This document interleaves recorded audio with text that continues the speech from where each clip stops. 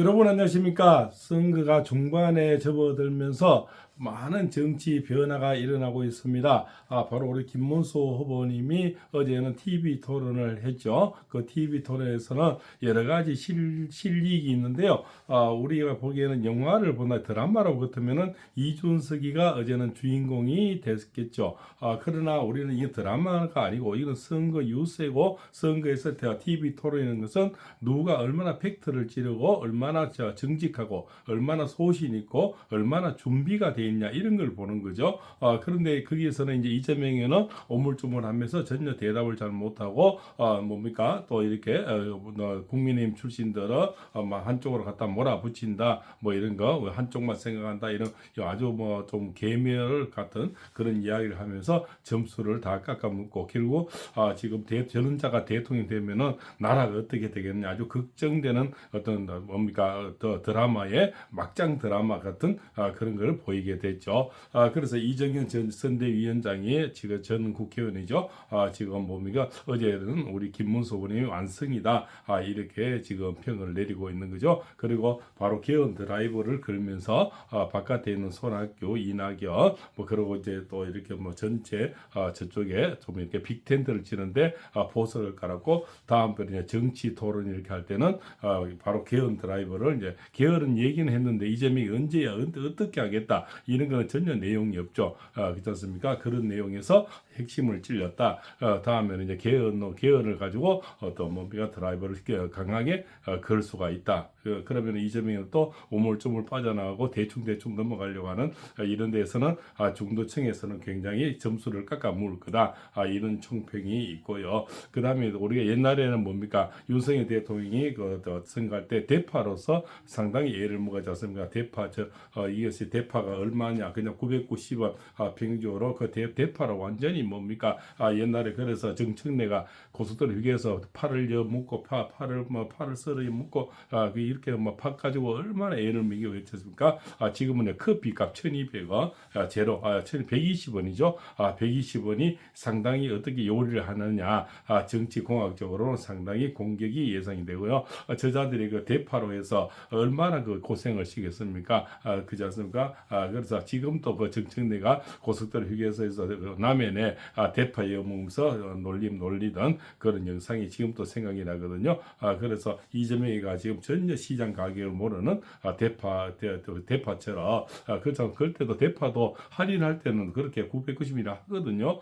그런데 커피 재료를 120원 이렇게 해서 지금 자영업자들 커피 하는 사람들이 폭리를 취한 듯한 어떤 그래서 지금 상당히 망신살을 뻗쳤다 이렇게 볼 수가 있죠. 이런 정치 공학 속에서 아침 방송에도 말씀드렸는데 어제 주인공은 사실 이준석인데 수혜는 바로 우리 김문수 후보님이고요. 건영복입니까? 그 여자는 보니까 민주노동당입니까? 그 여자는 이재명인데 전혀 도움이 안 되는 그런 오히려 옛날에 이정현이가 이정희입니까? 옛날에 박근혜 대통령 당신 떨어뜨려 나왔다 뭐 이런 것처럼 오히려 해방 놓는 그래서 이재명인데 그자는 건영복이 그자는 크게 도움이 안 되는 그런 오히려 해방권 그래서 중도층이 좀 싫어하는 스타일 이런 스타일이 아닐까. 그자도 팩트는 없고 그냥 뭡니까 해방 놀아왔던 그런 어떤 깽판 치러 왔다는 그런 느낌 받고 이재명에는 도망가려는 그냥 대충 시간만 때우면 된다는 이런 내용이 주로 있지 않을까. 그래서 어제 그 셈법에서는 이준석이와 이제 마지막에 이제 단일화가 가장 중요하겠다 저는 그런 생각을 했고요. 어제 보면서 무조건 이준석이는 무조건 단일화 하는데 자기 몸값을 엄청 올릴 거다. 지금 아침 방송 어디서도 안 하겠다 이런 거는 뭡니까 정치 공학적으로 자기 몸값을 올리는 거죠. 거기서 끝말에는 보면은 자기 당원들이 충분히 이해하고 납득할 만한 어떤 조건이 되면 내 거를 주겠다. 그냥 값을 흥정하는 듯한 그런 내용을 저는 이미지를 받았습니다. 그것을 우리 신규준 교수가 조목조목 이준석의 마음을 또 그 셈법을 아주 적나하게 정리를 해놨거든요. 그래서 아주 맥을 찌르는 그런 어떤 정곡이 아닐까 이렇게 보입니다. 신규진 교수의 이야기입니다. 이준석이 김문수를 도우며 반 이재명 전선에 나선 순간 전국은 새로운 변곡점을 맞았습니다. 시나리오 1번 이준석은 주목받을 것이다. 어제 주목받았죠. 그러나 김문수는 지지받을 것이다. 그러니까 이제 이준석에서는 주목은 그쪽이 받고 화려한 어떤 논리는 잘했죠. 그러나 수혜는 누구다? 김문수 후보가 수혜를 받았다. 이준석은 이번에도 정치공학적으로 훌륭하게 움직였다. 그러니까 어떤 주연의 역할은 잘했죠. 김문수 후보를 돕고 이재명을 정조준하며 스포트라이트를 가져왔다.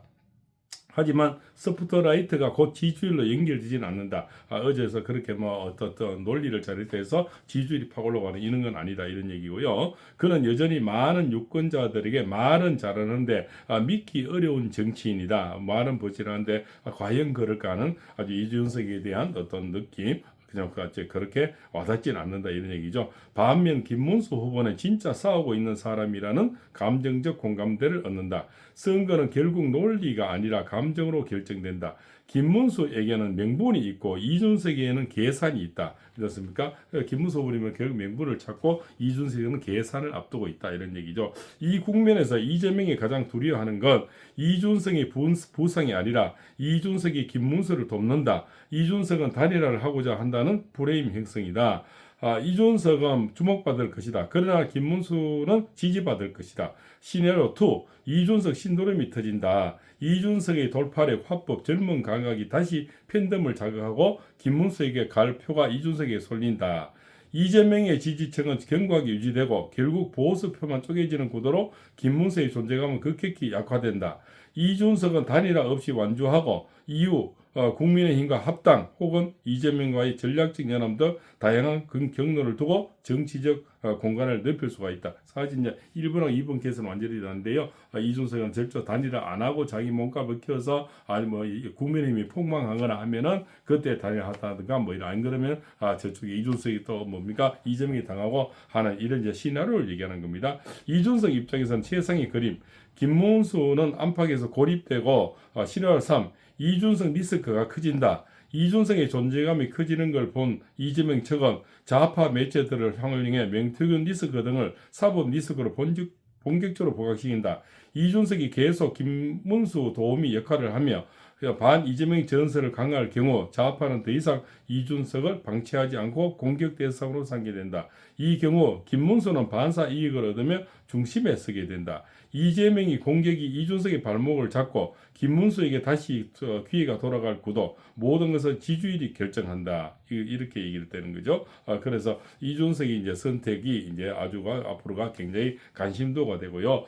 이준석 선택은 그리고 이재명이 당한 이유는 나는 이준석의 선택을 유심히 보고 있다. 그 입은 날카롭고 계산은 빠르다. 그리고 그의 전략은 언제나 탈출을 염두에 둔 구조를 짜있다. 항상 이준석이는 탈출을 염두에 두고 지금 계산을 짜고 있는 거죠. 그래서 단일화 안 한다 하면서도 어제는 또 김문수 후보를 많이 돕죠. 그래서 주인공 역할을 하면서 논리가 아주 화려하죠.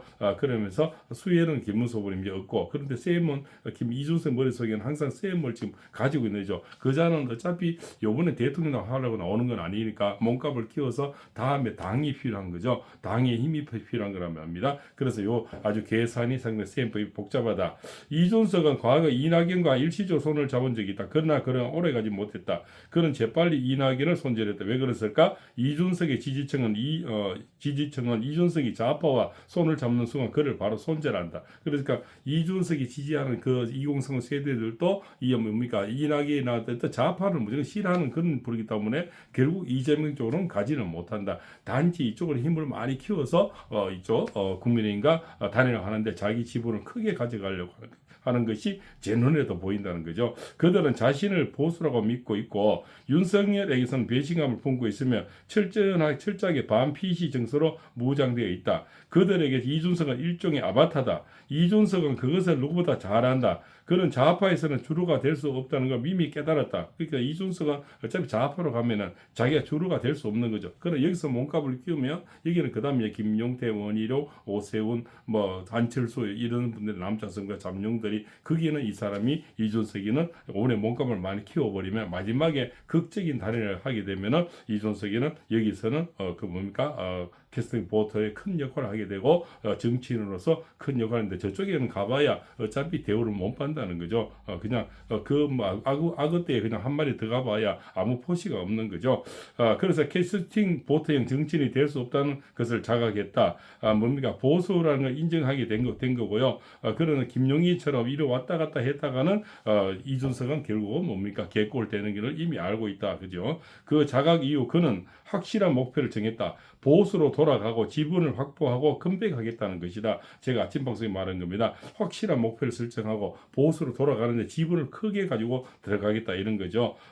그래서 지금 어제 김무섭을 도우면서 몸값을 키우고 있는 겁니다. 따라서 그가 단일화하지 않겠다는 것은 말은 어제까지는 협상 전술이라는 거죠. 그죠? 아침 방송에 있죠. 이미 몸값을 높인 다음 다시 중심에 설 준비를 하고 있는 것이다. 그렇다면 우리가 해야 할 일은 간단하다. 이준석의 길을 살려줄 필요는 없다. 그의 카드는 이미 다 까여 있기 때문이다. 이럴 때일수록 김문수 후보에게 표를 집중시키는 것이 가장 빠른 해결책이다. 우리 후보님인데 많은 지지율이 높아야만이 이준석이 까부지 못하고 깨갱하고 들어온다. 이런 얘기가 되겠죠. 이준석을 빨리 집으로 들이는 가장 효율적인 길이기도 하다. 지지율이 우리 김문수 후보가 높아버리면 이준석은 빨리 집으로 돌아온다. 이런 거죠. 그렇다면 이 시점에서 가장 당황한 사람은 누굴까? 바로 나는 그것이 이재명이라고 본다. 이재명의 진영은 토론을 앞두고 사사타파를 통해 이준석의 맹태균 게이트를 터뜨렸다. 그건 우연이 아니다. 보수 매체가 아니라 좌파 매체에서 터뜨렸다는 점에 주목할 필요가 있다. 좌파가 이준석을 길들이려 한 것이다. 이준석은 지금까지 좌파 매체에 나가서 신나게 윤석열을 비판하며 존재감을 키웠다. 과거 박근혜 대통령을 공개할 때도 마찬가지다. 그런 좌파 진영의 이중대 역할을 하며 보수 내의 불만을 대변한 방식으로 자리를 잡아왔다. 이렇게 되죠. 그런데 이준석이 이제 김문수 캠프 이런처럼 움직이며 이재명을 거치게 공개하는 것은 스트라이크가 된 것이다. 좌파 입장에서는 명백한 배신이 이제 이루어지는 거죠. 저쪽에서는 이제 어제는 상당히 배신자가 됐다는 이런 얘기가 되겠죠. 그래서 결국적으로는 어제 최고의 충신은 이준석이고 우리 수혜를 가장 많이 본 사람은 김문수 후보가 되는 거고요. 그러면 이준석의 수행법은 자기 몸값을 많이 키워서 나중에 김문수 후보하고 단일화 하는데 자기 많은 지분을 요구하는데 그러나 너무 지분을 많이 요구하기 전에 김문수 후보는 지지율이 아주 높아버리면은 이준석이가 내놓을 카드가 약해져서 큰 몸값을 요구하지는 못한다. 그런 세법을 이준석의 머릿속에는 보이고 또 저기서 까는 거는 이미 저쪽으로는 이준석이는 윤석열 대통령이라든가 이쪽을 까면서 지금까지 몸값을 키웠기 때문에 절대 이재명 쪽으로는 가지를 못한다. 이런 것이 바로 이준석의 세법에 들어가 있다. 그래서 이준석이는 절대 이재명 쪽으로 못 가고 오기는 하는데 단일을 하는데 자기 몸값을 키우려고 하는데 너무 키워줘서는 또 안 된다. 그래서 우리 김무수 후보님이 지지율이 높아야 이자가 깨갱하고 집으로 들어온다. 이런 세법이 깔려 있다는 정치 공학을 말씀드리겠습니다. 발봉쌤입니다.